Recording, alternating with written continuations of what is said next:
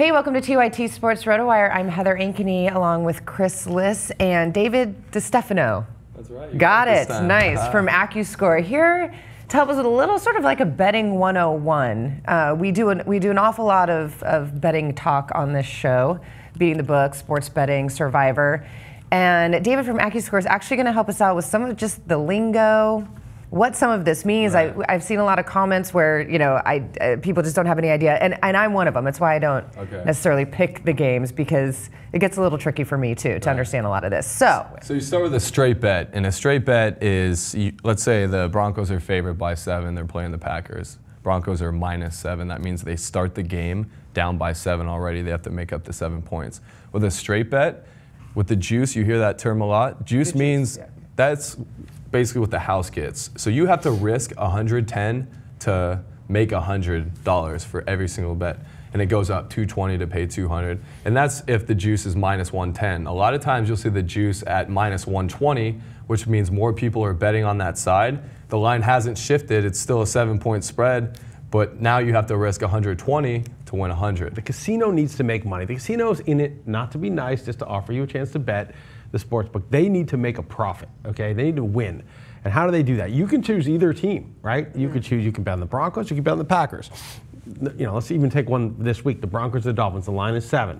That means people think, you can't just bet the Broncos and say, okay, I want the Broncos. No, the Dolphins are not as good as the Broncos, so everyone would, so you got to part with 7 points. So if the Broncos win by 5, the Dolphins covered the spread. If the Broncos win by 8, the Dolphins cover the spread. But they give you that choice, right? Which is a big advantage to you. And you could bet $10, you could bet $1,000. You can bet whatever you want within their very wide limits. But the problem is, how do they make money then? If they're giving you choice of how much to bet and the choice of team, the juice, right? You've got to risk 110 to win 100. Doesn't sound like a big deal. Oh, it's but in the long term, you're betting 20 games a week. Right. You know what I mean? That's, you go even, you're down $200. And just the volume they get, right? They win on volume. So and it's hard to beat it, right? I mean, you know, you do it. It's hard to win. You got to win 50. You actually, the number is 52.38% of the time is exactly how much you need to win to break even with the -110. I think we should cover one last thing, which is the money line bet, which is simple, okay? I think most people who watch the NFL, the points get confusing because they're like, I know the team's better, but by how many points? You know, and there's a lot of weird bounces and backdoor covers, whatever.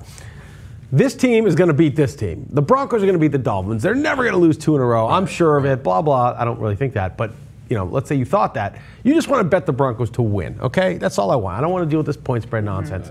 Okay, so I go with my $100. I'm like, I'm going to bet the Broncos. So I look, wow, I got to lay about 3 to 1 with this line, 7, you know? They're going to be something like 250 to 300, right? So that means it's my 100. If I bet my 100 and they, you know, I will win $30. $30. Right? Oh, okay. That's the point. Right, $33, whatever. If I lose the whole 100. Right? So like, so I get to bet the team I want, but the payout is really skewed.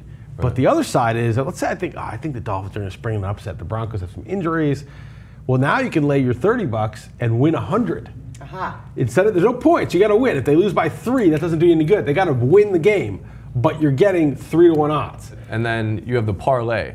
And everyone likes to do these parlays. They like to bet $5 that pay out $8 grand. You know what I mean? And they never win. Never. What does that mean? A parlay is all the teams that you bet, every single one of them has to win. And the odds of you picking 10 games right, that's why the payout is $5. So if you say I'm going to parlay.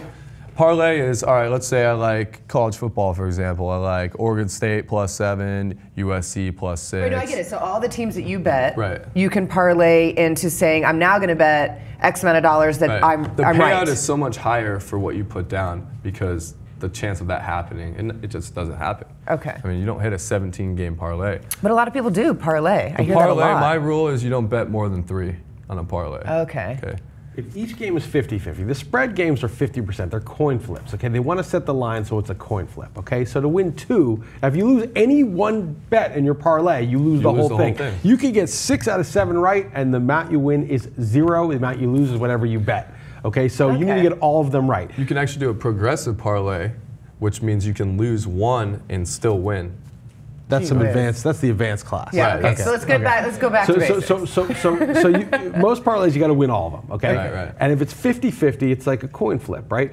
But if you to get 2 heads in a row with a coin, it's 1 in 4. right? It's 25% because it can go heads, heads, it can go heads, tails, it goes tails, heads, or tails, tails. You only win heads, heads, right? You need to win both. So only 1 out of the 4 potential outcomes wins for you. So you should be getting 3 to 1, right? 75-25, right? But you don't. You get less than that. That's how the Vegas makes money. They give you 2.6 to 1 or something like that, something like that. Right? So like they don't pay you, and the further on you go, if you want 8 teams, then it's 2 to the 8th power, 1 in 512. So what David is saying, they're not going to give you 512 to 1. But he's saying only keep it to 3 teams I in a like parlay. keeping it to 3, maybe 4 max, and the 4th one added on, you're going to do a big money line, and a lot of times, you'll get a minus 400. And what that means is you have to risk $400 to make 100. And that would be, for example, a game this week where Philadelphia is favorite by, 11 points. Yep. So that might not even have a money line on a lot of sports books. But if they did have a money line, it would be closer to minus 500. Prop bets, now those I understand. Those are fun. That's like the coin flip. Stuff. Yeah. You understand the coin flip. Heads you win, tails you lose. Shut up. What a dick. Yes, I understand the coin flip.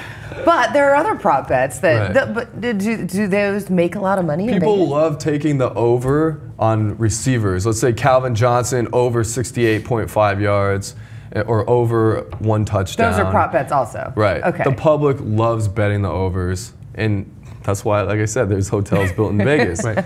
A lot of those times they're so close too, and something drastic will happen where it'll be a blowout or, it's right. 2 yards away, and you lose. Well, what are some of the more valuable prop bets then to bet on? Just the over, is that considered a prop bet? Prop bet is the worst thing. There's no logic to it, really, I don't think, in my opinion. Okay. It's just people want to root for something, and they, especially in the Super Bowl, like that's where you get all the big prop bets. You could bet on heads or tails. You could bet on how long the national anthem is. Oh, see, that's fun. Yeah. I think that's fun. You bet on stuff like that. Like people who aren't even interested in football get involved and bet on prop bets. Yeah, it's like Super Bowl square. You can bet on whether the team is going to score more points than Kobe Bryant that afternoon. That kind of stuff's available. All right, cool. Well, that was pretty fun. Thanks for joining us today, David. Thanks for Chris. having me, guys. Yeah, and thanks for watching.